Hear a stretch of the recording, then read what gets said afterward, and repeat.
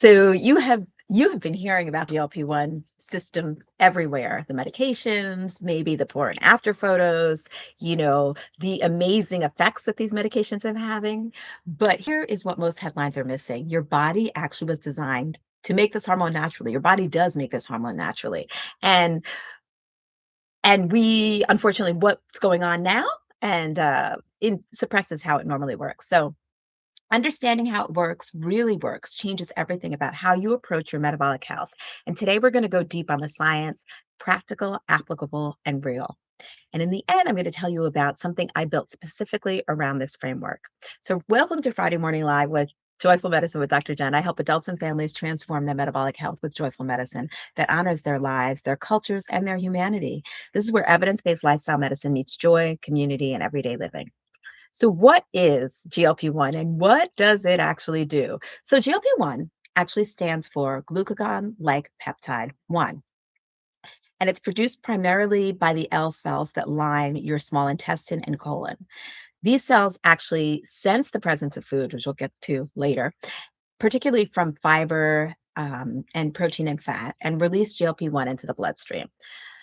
GLP-1 is also produced in the brainstem, hence the gut brain connection. And then this is important, and we're going to come back to this later.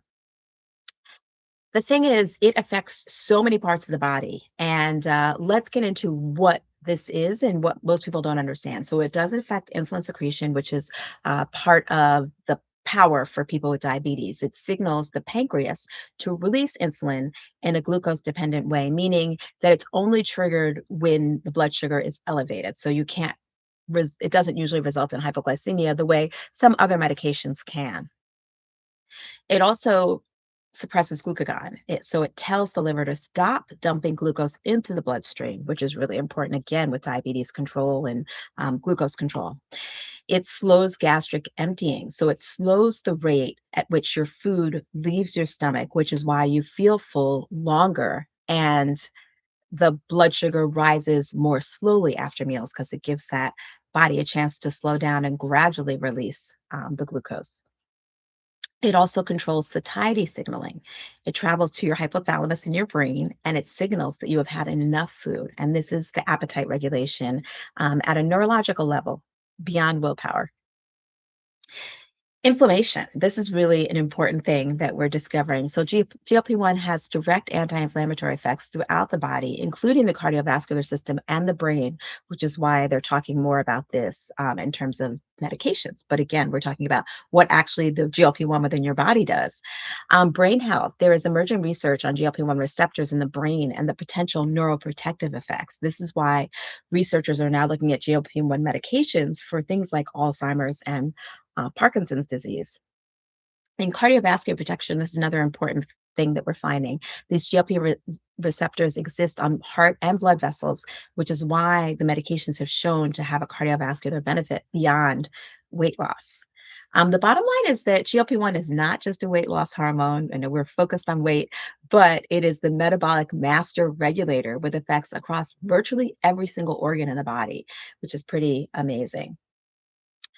But let's talk about it. There are reasons, there are other things that come into play here. There is the vagus nerve. So this is the piece that connects everything, right? This is actually the gut-brain connection in real life. And this is the part that nobody actually is talking enough about, I think. The vagus nerve is the main communication highway between your gut and your brain. It connects directly, right? It signals in both directions. So when GLP-1 is released in your gut, a significant portion of its signaling happens via the vagus nerve directly to the brainstem, not just through the bloodstream. This means that GLP-1 is part of that gut brain connection. Your gut is literally talking to your brain through this nerve every time you eat. And so our vagal tone actually determines the responsiveness of the vagus nerve, and that directly affects how well this signaling works. So when vagal tone is low, means that the signal is weaker and the satiety message doesn't necessarily land as well. You can eat past fullness, not because you lack discipline, but because this communication system is impaired.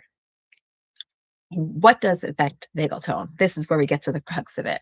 So, what affects our vagal tone? Chronic stress, poor sleep, social isolation, shallow breathing, when we're anxious, we're breathing shallow, trauma history, and an inflammatory diet. All of these things can affect the vagus nerve working properly. But the good news is that we can actually control it the other way too. So there's several things that we can do to improve vagal tone. So if we do slow, deep breathing, slow diaphragmatic breathing, cold exposure, humming, and singing, social connection, exposure to nature, which I talk about all the time if you've been here on this channel before, mindfulness practices. So these are not soft wellness suggestions. This is true neuroscience science in action. Um, so this is the other thing. Let's talk about a little bit more. I'm going to talk a little bit more about this mindfulness piece because this ties into what I'm going to talk to you about later. But let's talk about what suppresses GLP-1 production. So this is another important thing that we don't talk about. We move right past the basics to, what can we do to fix it? And a lot of times when we peel the curtain or pull the curtain back, we can kind of get to the underlying cause, and then that gives us some power to actually take back control. And this is really important. So ultra processed foods, what happens is they bypass this system. They The gut doesn't feel the trigger. When we eat ultra processed foods, they lack fiber, and they're high in sugar, and they actually interfere with our gut health directly. They affect our gut microbiome.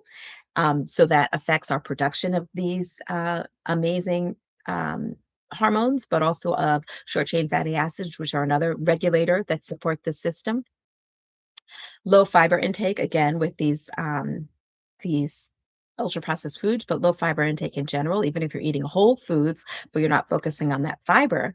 Fiber is one of the primary triggers for LSL GLP-1 release. Unfortunately, the average American gets only 10 to 15 grams of fiber per day. And if we follow the recommendations of higher protein, and that's what a lot of people talk about when we talk about regulating hunger and satiety and weight loss, when we focus on protein as the only source that we need to focus on, we're missing out on this fiber. So most Americans only get 10 to 15 grams of fiber a day. The minimum for women is 25 grams, for men is 30 grams, and there's no upper limit. In fact, the more fiber we consume, the better our body functions overall, especially when we're talking about GLP-1s and gut health. Another thing is eating too fast. We're often rushing, rushing, rushing. And again, this affects our vagus nerve. We're rushing, we're breathing shallow, but also for eating fast, we are missing the cephalic phase of digestion, the actual sight, smell, sensation of our food actually primes GLP-1 release. So when you eat quickly, you short circuit this process. So that's one more factor working against our natural GLP-1. Another one, which I have to talk about, is artificial sweeteners. So while you will hear me talk about there is nothing that is out of bounds or off limits when we talk about eating, I will want to drive home the fact that artificial sweeteners have a negative effect in more than one way. And the GLP-1 system is another important way that artificial sweeteners are affecting our health and our ability to self-regulate. So emerging evidence is showing that GLP-1 response is blunted, and also that artificial sweeteners blunt or disrupt our gut microbiome. And this is really important because our gut microbiome regulates so much. So when we talk about, counting calories and limiting calories and artificial sweeteners come in there, sometimes you're better off eating the whole food or eating the actual sugar than the artificial sweetener because our body does not know how to process this artificial sweetener, or maybe it is processing it and it's interfering with natural systems like our GLP-1 system and our gut microbiome. Is really important. And then let's talk about the lifestyle factors that come into play. So chronic stress and elevated cortisol, this is huge. This is what I have spent a lot of my time on. This is where joyful medicine comes in. Cortisol directly suppresses GLP-1 secretion. And so if our body is chronically stressed and it's chronically running at in fight or flight, we're not producing the hormone effectively. And so this again is not a food problem. It goes beyond food.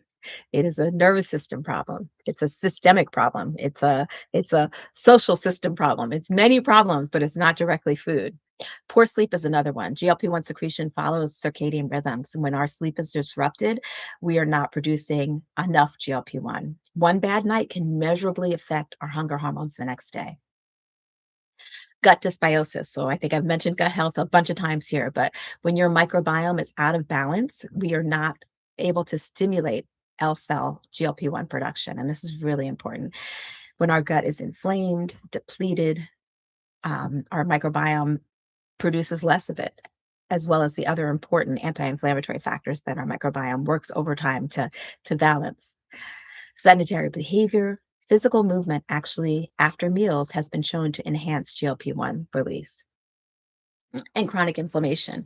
So, systemic inflammation, which can be caused by many things, stress is one of them, impairs GLP-1 sensitivity. So, our GLP-1 may be floating around but not able to bind to the receptor, and then we're not getting the full effect of the GLP-1 hormone. So let's bring this all together. And as I mentioned, I talk about joyful medicine all the time for a reason, because our nervous system, our brain is directly connected to our body. And so much of how our body functions is predicated on a healthy nervous system. And so cortisol suppression, poor vagal tone, gut dysbiosis, poor sleep, eating too fast, these are all downstream consequences of a dysregulated nervous system. When your body is stuck in chronic fight or flight, digestion is not a priority. Um, Repair is not a priority. Survival is. And when our body doesn't know the difference, I say it all the time, between an alert on our phone or being fought by a bear, fighting a bear. So it's going to respond in that same emergency response. And if our body is constantly in this emergency response, which is what happens with our current state of functioning, where we're on 24/7, we're connected to our phones, we're connected to work 24/7, we never have that downtime. We're constantly in survival. We cannot optimize our GLP-1. So again, it's not a willpower problem. It's not a discipline problem. It is, and it's not how clean you're eating. You can eat clean and still have dysregulated nervous system. You can have gut dysbiosis. And so it really is regulating our nervous system. It's not a wellness trend. And, I know often I've heard this line so many times, "You can't meditate your way out of a bad situation, but you know what? You actually can." And it's not to say that you shouldn't try to control the stressors that you can. So, this is one of the things that we're gonna talk about in this 5-day program I have coming up. But when you're regulated, when you focus on nervous system regulation, you make that a priority, it makes your body more resilient and you're more able to deal with the stressors that you can eliminate, but it also improves how your body functions overall. So things like GLP-1 can be released like they're meant to be. It can lower inflammation, it can improve your digestion, it can improve your microbiome. So um, nervous system regulation is not a wellness trend. Neuroplasticity is another one I want to talk about. So often when we have this GLP-1 conversation, when I've had this conversation with my colleagues, people say people just can't do it. They're not disciplined enough. It takes too much willpower. So this is where the medications come in. Not to say that the medications don't have a role, but our brains have this amazing capacity, this thing called neuroplasticity, which means that we can learn new things throughout our lives. We used to just think it was fixed. We used to just think that, after 5 years of age, your brain stopped growing. But we know now that neuroplasticity continues. We can continue to make new neural pathways. And the thing is, the really important fact is, what you practice gets stronger. And this works with the brain too. So it's not just muscle that we build, but we build neural pathways when we practice over and over again. And this is really important because we can change the input, we can influence the way our body responds, but it's a matter of training our brain. And it's not about rigidly saying, I'm going to do this. It is actually about being more in touch with our feelings, with our body, with our surroundings, and savoring the moments around us and savoring our food and savoring our relationships. And that's really where the power is. It's not in, a new, more rigid protocol or a special diet or a special combination of macros and and supplements. It really is this seemingly simple thing, but so powerful. So the patterns that got you here can actually be unwound with the right inputs consistently applied over time. And this is the science of why joy matters, why savoring your food matters, why walking and moving joyfully matters, why mindfulness matters. These are not soft add ons, they are literally the mechanism. So, I think let's just summarize what we said here. So, what actually supports natural GLP-1 production? Eating fiber first and eating it abundantly. Beans, lentils, vegetables, whole grains, nuts, and seeds. These are the most potent natural GLP-1 stimulators that we have. When we aim for 30 different plant foods a week, we also boost our microbiome, which again is another boost towards our GLP-1 and so much more. Savoring your food, so slowing down and eating slowly, activating the cephalic phase. Sit down, look at your food, appreciate it, smell it. It's this is really physiology at work. Supporting your microbiome again with those 30 different plant foods, but fermented foods, prebiotic fiber, variety of plants, minimizing ultra processed foods, avoiding those artificial sweeteners, prioritizing sleep, non-negotiable for so many things. But oh goodness.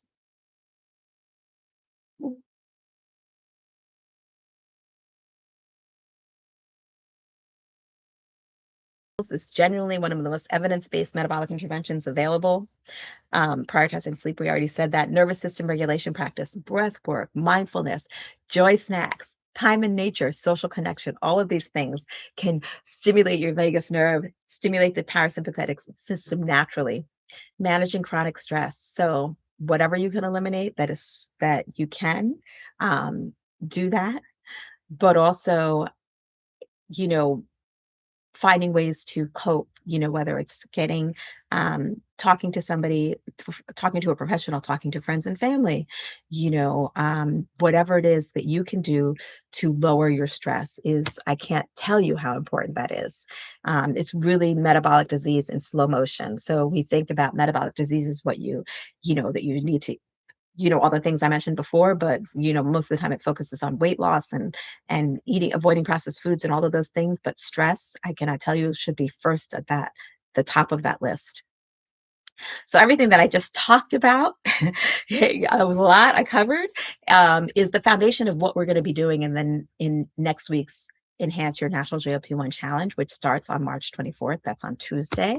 It's 5 days of live calls where I'm going to go deep on each of these pillars: the food, the nervous system, the joy, and the practical application, because that's really the key. You can learn all you want, but the action is where the power is.